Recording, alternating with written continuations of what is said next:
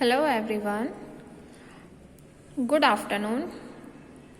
बेटा कल मैंने आपको एग्जाम्पल्स करवाए थे, example from 1 to example number 7। अब मैं आपको एग्जाम्पल नंबर 3 से स्टार्ट करवा रही हूँ। तो बेटा मैंने आज आपको एग्जाम्पल नंबर 3.8 से करवाना है। फर्स्टली मैं आपको ये बता देती हूँ बेटा, ये एग्जाम्पल्स मैं आपको बुक ये फंडामेंटल्स ऑफ मैथमेटिकल स्टैटिस्टिक्स से करवा रही हूँ। ठीक है, तो आपको इस बुक में से ये वाले एग्जाम्पल्स फॉलो करने हैं। ठीक है, सो एग्जाम्पल नंबर 3.8 बेटा, जो आपका एग्जाम्पल है 3.8 ये आपको मैम ने ऑलरेडी करवा दिया है। ठीक है, so you have to try this by yourself. मैं आपको 9 से करवा रही हूँ। ठीक है, चलो नेक्स्ट देखो example number 3.9। If the random arrangement of the letters of the word commerce, find the probability that all the vowels come together. हमारे पास एक वर्ड है कॉमर्स। ठीक है, अब देखो बेटा इस वर्ड में कॉमर्स में हमारे पास कौन कौन से अल्फाबेट हैं? COMMERCE। ये जो सारे हमारे पास लेटर्स हैं ये हमारे रैंडम अरेंजमेंट में है। हमें क्या प्रोबेबिलिटी फाइंड आउट करनी है? That all the vowels come together. अगर हमारे पास इस लेटर्स में कोई भी वोवल्स हैं, जब वो एक साथ होंगे तब उसमें हमारी प्रोबेबिलिटी क्या होगी? तो सिंपल है बेटा, इसमें सॉल्यूशन में हमें कैसे करना है? The total number of permutation of the letters of the word commerce are. देखो कॉमर्स में हमारे पास टोटल लेटर्स कितने हैं? 1 2 3 4 5 6 7 8। तो 8 हमारे पास लेटर्स हैं और हमारे पास इसमें वोवल्स कितने हैं? वी हैव टू चेक कि इसमें हमारे वोवल्स कितने हैं। अब देखो चेक करो यहाँ पर ई हमारे पास 2 टाइम्स आ रहा है। ठीक है ना, तो बेटा यहाँ पे हमारे पास कॉमर्स में टोटल लेटर्स हैं 8। ठीक है, अब देखो हम यहाँ पर ये चेक करेंगे कि हमारे कौन से लेटर्स रिपीटेड हैं। देखो डबल एम हमारे पास 2 टाइम्स रिपीट हो रहा है, ई हमारे पास रिपीट हो रहा है और सी अल्फाबेट हमारे पास यहाँ पर रिपीट हो रहा है। It means 2 factorial 2 factorial and 2 factorial. ये हमारे पास क्यों है? क्योंकि हमारे पास जो लेटर्स हैं कॉमर्स के उसमें हमारे पास 3 वैल्यूज क्या हो रही हैं? रिपीट हो रही है। Because it contains 8 letters of each, 2 are Cs, 2 are Ms and 2 Es and remaining are all different. बाकी सारे जो अल्फाबेट हैं वो हमारे डिफरेंट हैं। तो अभी फिलहाल मैंने यहाँ पे जो ये कंडीशंस लिखी हैं ये हमारे कॉमर्स लेटर के अकॉर्डिंग है। फिर उसने बोला है कि जो कॉमर्स लेटर है वो हमारा 3 वोवल्स कंटेन करा है, that is O N double E। तो हमारे पास जो ई टर्म है वो हमारे पास 2 टाइम्स आ रही है। So we have to obtain the total number of arrangement in which these 3 vowels come together. तो हमें किस अकॉर्डिंगली अरेंजमेंट करनी है अपने नंबर्स की कि हमारे पास जो ये वोवल्स हैं वो साथ में होने चाहिए, टुगेदर होने चाहिए। सो इसके लिए हमने यहाँ पर क्या करना है बेसिकली कि जो वोवल्स हैं उसमें से हमारे डबल ई यानी कि ई हमारा 2 टाइम्स आ रहा है। तो टोटल लेटर्स में से अगर मैं 2 माइनस करती हूँ तो मेरे पास क्या आता है? 6, out of which 2 are Cs, 2 are Ms and rest are the distinct. तो टोटल हमारे पास क्या हो जाएगा? 6 factorial divided by the 2 factorial into 2 factorial. क्योंकि सी भी 2 टाइम्स आ रहा है, एम भी 2 टाइम्स आ रहा है, तो ये हमारे पास क्या आ जाएगा इसका total. So further the 3 vowels O E E, 2 of which are identical, can be arranged among themself in 3 factorial divided by the 2 factorial. कि जब मैं वोवल्स के लिए अलग कंडीशंस यहाँ पे करूंगी तो हमारे पास क्या हो जाएगा? टोटल हमारे पास है 3 वोवल्स और उसमें से जो ई है वो हमारा 2 टाइम्स आ रहा है। तो यहाँ पे हमारी कंडीशन क्या हो जाएगी? 3 factorial divided by the 2 factorial. So the total number of arrangement, यहाँ पे बेटा हमारी टोटल नंबर ऑफ अरेंजमेंट क्या हो जाएगी?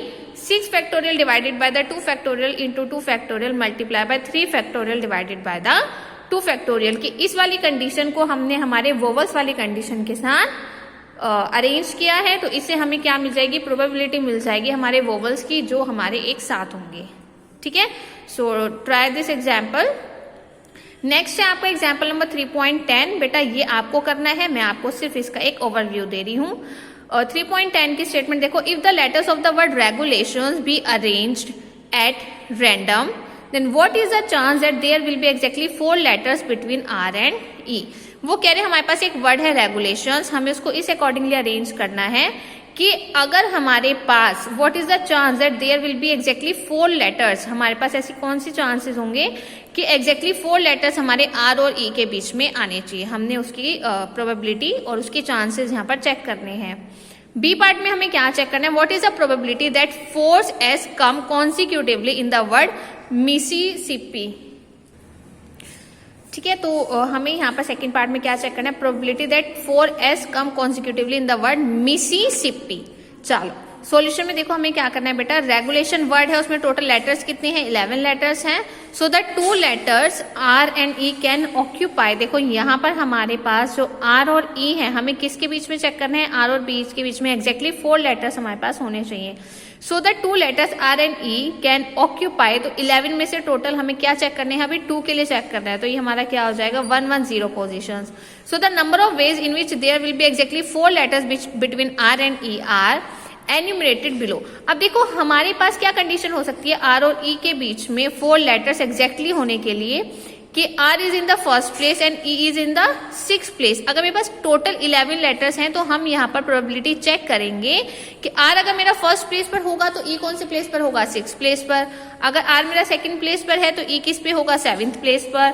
ऐसे ही अप टू सॉन करके 6th प्लेस तक अगर मेरा आर जाता है तो ई हमारा 11th प्लेस तक जाता है। तो हम 1 बाय 1 क्या करेंगे, आर और ई की कंडीशंस को चेक करेंगे कि अगर मेरे पास टोटल 11 लेटर्स हैं तो आर अगर मैं फर्स्ट प्लेस पर लिखती हूँ तो ई मेरा 6th प्लेस पर आएगा, क्योंकि हमें आर और ई के बीच में एग्जैक्टली 4 लेटर्स का गैप रखना है। तो उसके अकॉर्डिंगली मैंने यहाँ पे कंडीशंस बनाई हैं, उन कंडीशंस के अकॉर्डिंगली आपको अपने फर्स्ट पार्ट में required number of favourable cases और ये प्रोबेबिलिटीज की फाइंड करनी है।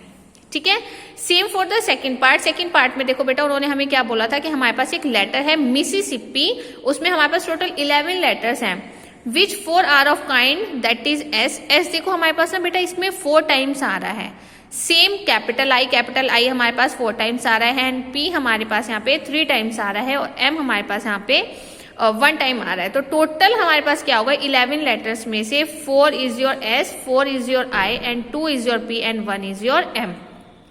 तो हमारी पॉसिबल कॉम्बिनेशंस क्या होंगी, या तो हमारे स्टार्टिंग में 4 हमारे एस क्या होंगे, एक साथ होंगे। हमें यहाँ पर क्या चेक करना है बेटा बी पार्ट में, कि जो आपके पास एस है वो 4 कॉन्सिक्यूटिवली इन द वर्ड मिसिसिपी में आने चाहिए। कॉन्सिक्यूटिवली वो हमारा जो एस अल्फाबेट है वो साथ होना चाहिए। तो या तो आपके पास स्टार्टिंग के ही 4 डिजिट जो होंगी वो क्या होंगी, एसएस वाली होंगी। सेकंड से लेके नेक्स्ट स्टेप तक भी आपके जो एस अल्फाबेट है वो होंगे। तो ऐसे कर करके हमने यहाँ पर कंडीशन सेट की हैं कि हमारे पास जो एस अल्फाबेट है वो मिसिसिपी वाले लेटर्स में, इन सब में कौन कौन सी प्लेस पर पॉसिबिलिटीज रखता है।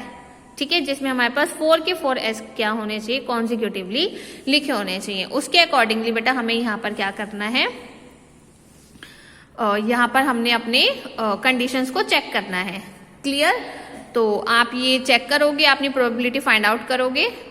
नाउ एग्जाम्पल 3.11 में बेटा हमें क्या बोला है, 25 books are placed at random in a shelf. एक शेल्फ में 25 बुक्स हमारी प्लेस्ड हैं। We have to find the probability that a particular pair of books shall be always together and never together. जो पेयर ऑफ बुक्स होंगे हमें यहाँ पे probability इसकी चेक करनी है बेटा, कि या तो वो हमेशा हमारे साथ में होंगे या फिर कभी भी साथ में नहीं होंगे। तो शेल्फ में हम जैसे बुक्स अरेंज करते हैं तो हमने उसके अकॉर्डिंगली वो प्रोबेबिलिटी फाइंड आउट करनी है कि कब वो साथ होंगे और कब वो साथ नहीं होंगे। ठीक है, तो उनकी पॉसिबिलिटीज क्या होंगी, उन पॉसिबिलिटीज के अकॉर्डिंगली आपको ये क्वेश्चन सॉल्व करना है। इसमें बेटा समझाने वाला तो कुछ भी नहीं है, इसमें बस आपको अपनी कंडीशंस चेक करनी है और कंडीशंस चेक करके आपको यहाँ पे प्रोबेबिलिटी फाइंड आउट करनी है। फिर भी अगर कैलकुलेशन में या सॉल्यूशन में कोई प्रॉब्लम आता है so you can ask any time. चलिए now example number 3.12, n persons are seated on n chairs at a round table. देखो एक ना आपके पास राउंड टेबल है, इस राउंड टेबल पे n पर्सन्स बैठे हुए हैं। So we have to find the probability that 2 persons specified are sitting next to each other. हमने 2 persons ऐसे स्पेसिफाई किए हैं जो सिटिंग, जिनकी सिटिंग कैसी होगी, नेक्स्ट टू ईच अदर, वो हमेशा एक के बाद नेक्स्ट प्लेस पर वो सिट करेंगे ही। उसकी हमें यहाँ पर क्या करनी है बेटा, प्रोबेबिलिटी फाइंड आउट करनी है। तो देखो if we have n persons can be seated in n chairs at a round table in n-1 factorial ways, so the exhaustive number of cases are n-1 factorial. अब आप देखो अगर आपके पास एक राउंड टेबल है उसमें n चेयर्स हैं, n chairs में से आपके n पर्सन्स वहां पर सिटेड हैं, तो हमारे पास उसके नंबर ऑफ केसेस क्या हो जाएंगे, n-1 फैक्टोरियल, क्योंकि 1 by 1 पहला आएगा उस पर बैठेगा, दूसरा आएगा वो उस पर बैठेगा, तो उसके हिसाब से हमारे पास जो भी राउंड टेबल पे चेयर्स होंगी हर एक हमारी फिल होती जाएगी। So assuming that the 2 specified person A and B who sit together as 1, लेकिन हमारे पास जो 2 पर्सन्स हैं ए और बी उनको एक साथ ही बैठना है। So we have n-1 persons in all, so we can have to sit it at a round table in n-2 factorial.